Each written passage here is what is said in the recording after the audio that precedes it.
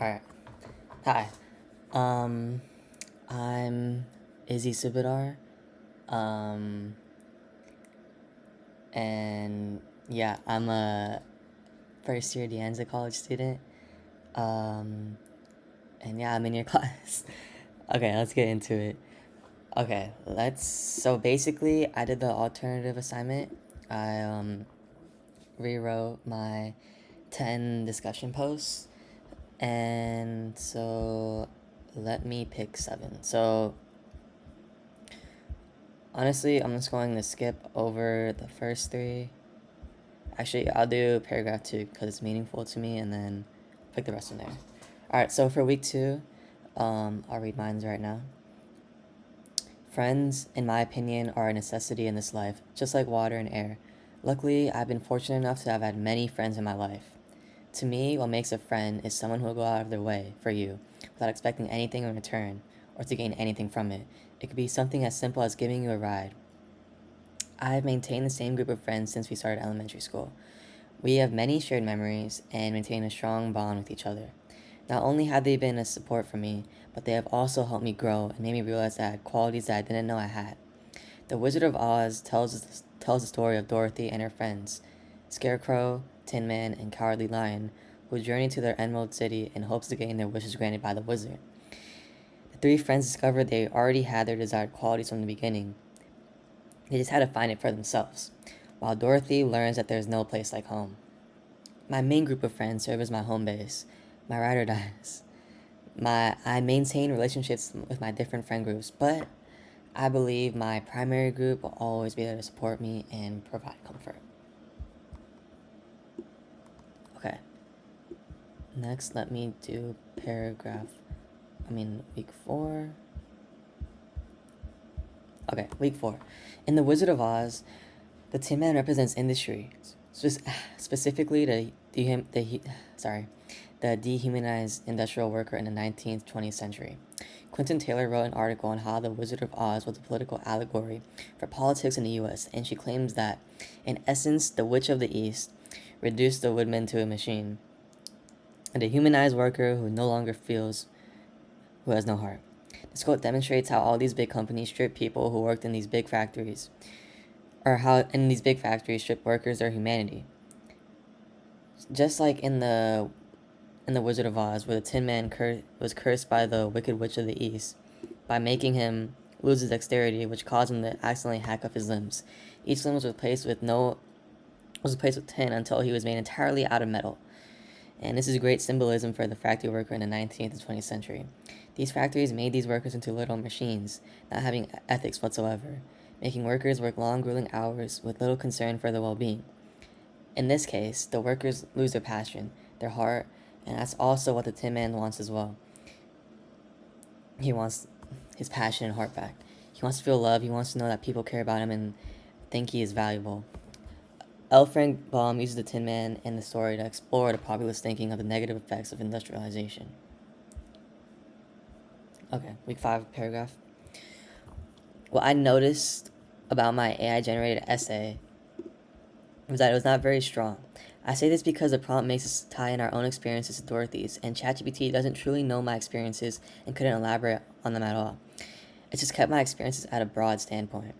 What ChatGPT tends to do is use these big words to make the writing sound more sophisticated.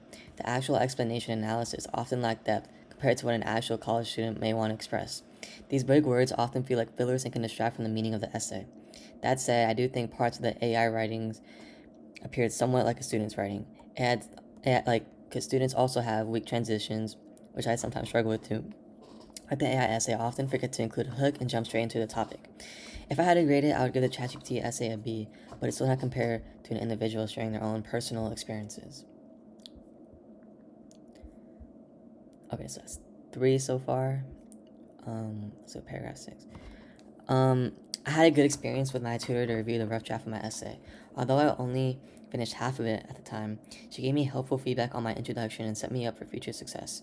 We met over Zoom and she was very clear and concise in her feedback. She told me that my hook was strong, but my thesis sentence needed work. What I had written was more of a supporting sentence to my thesis. So she helped me build a clear and more specific thesis that was not too basic. Then this new thesis gave me a better foundation for my body paragraphs. For the paragraphs I had already written, she said my examples and evidence were solid, but I needed to add more analysis and elaboration to connect them more clearly to my argument. Right now, I'm working on finishing my body paragraphs as I am focusing more on elaborating my evidence. Once I complete my full rough draft, I plan to schedule another online tutoring session. So after I did complete my rough draft, I didn't do another tutoring session online, but I did get it reviewed by another tutor, but not with a video call. Okay. Next, let's do paragraph 7.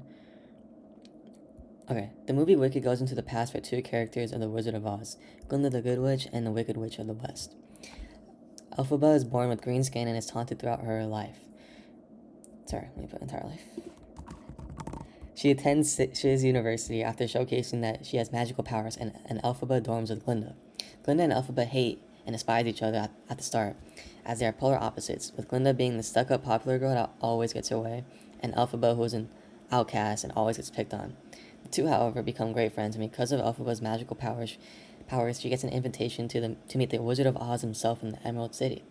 Upon arriving at the Royal Palace of Oz and meeting the Wizard of Oz himself, Elphaba comes to realize that there is injustice happening in Oz. As when she unintentionally transformed the guard monkeys into flying monkeys with wings, the Wizard of Oz did not get furious over this. Instead, he was pleased.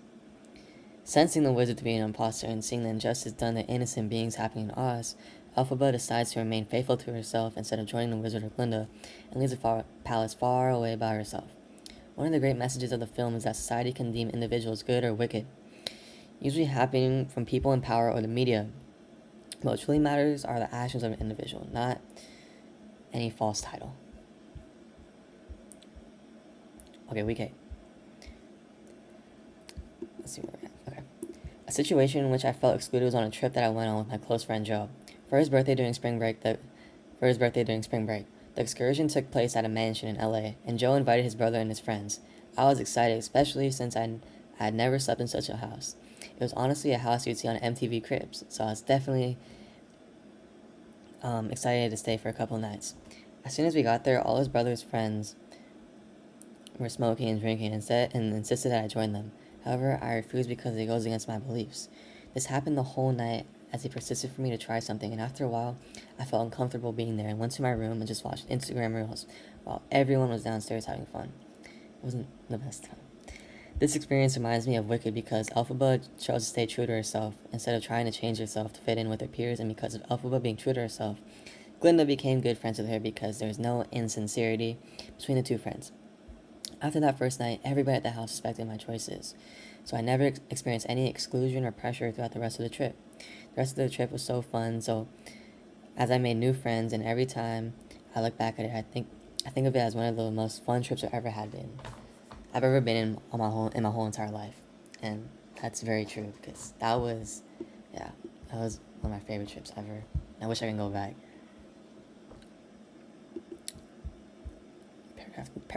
I think that was 6. Let's skip paragraph 9 and do paragraph 10. One time in my personal life when I was able to identify self-love was when I had a knee injury that sidelined me for more than half a year during my senior year of high school. At first, I felt frustrated and helpless during the start of my journey because I would watch my teammates train while I remained on the sidelines, just twiddling my thumbs. The question, why did this happen to me, kept repeating in my mind as I despised every instant I spent away from the court. Going through physical therapy was a grueling experience because I had to work out almost every day with my training plan, and I saw very minimal progress during the first 2 or 3 months since I hurt my knee. Without seeing any improvement and still feeling pain in my knee, I was starting to feel defeated, and I'd always just think about taking hard painkillers and not feel anything, and just live my life. I would just think about it, I just wanted the pain to stop, right? However, my PT was very positive and told me to be patient and said that I was improving physically, even though I could not see it at the time. I decided to listen to her words and trust the process, even though trusting the process doesn't go well, like with the Philadelphia 76ers. Looking back, I realized that was a form of self-love. Being consistent and making sure to work out and get the proper rest continued even when my mood was low, because I had hope that the recovery was possible. My determination throughout the difficult period showed me the value of treating myself gently during challenging times, and being persistent in my work could help me achieve any goal I want to set out for in my life. was definitely a tough time, but I'm grateful I got over it. Okay, now let's go to others. Okay. Okay. Um, so what I liked about this assignment was that I could revise all my work, and I really improved on my writing. Um, I think I improved in vocabulary a good amount, even though I think I could improve a lot more in vocabulary. I did see improvement, and also wordiness. I tried to cut down on my wordiness a lot, but I think I also added some sentences that might have been wordy. But I did try to improve on that, on both of those things. But yeah, definitely vocabulary and wordiness. With this final essay, I think I earned a B. I think I could have done better. I think I could have improved a little bit more, and I think my paragraphs could have been better. But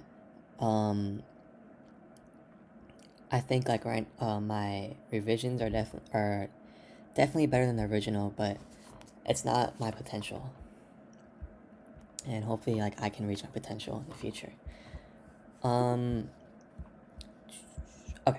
Reflect on my experience in this quarter. I liked this class. Like, even though I couldn't see anyone, I couldn't see the teacher or anything.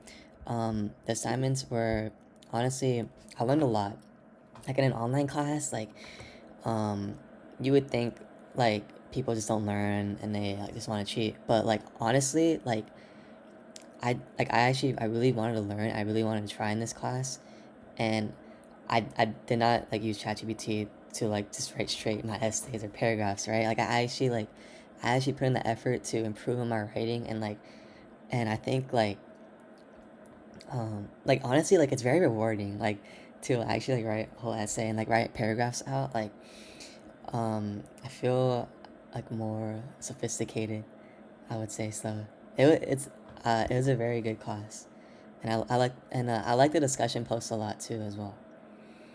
Um, so not only like did I think I developed as a writer, because I think of myself as not the best writer, honestly. Like in other English classes, like I would, like in high school, I wouldn't be that great of writing essays or anything, or like, but I think I improved a good amount, and I also got help like with my essays this quarter, with my aunt who's a lawyer as well. She helped me a lot. Um, and then in other classes, like in accounting, I really learned a lot in accounting. Like, just being social in that class. Like you wouldn't think accounting is being social, but like I made a lot of friends in being social, meeting new people. Um, and then what other class I took? Oh yeah, I took macro econ as well, and it's a very interesting class to me too.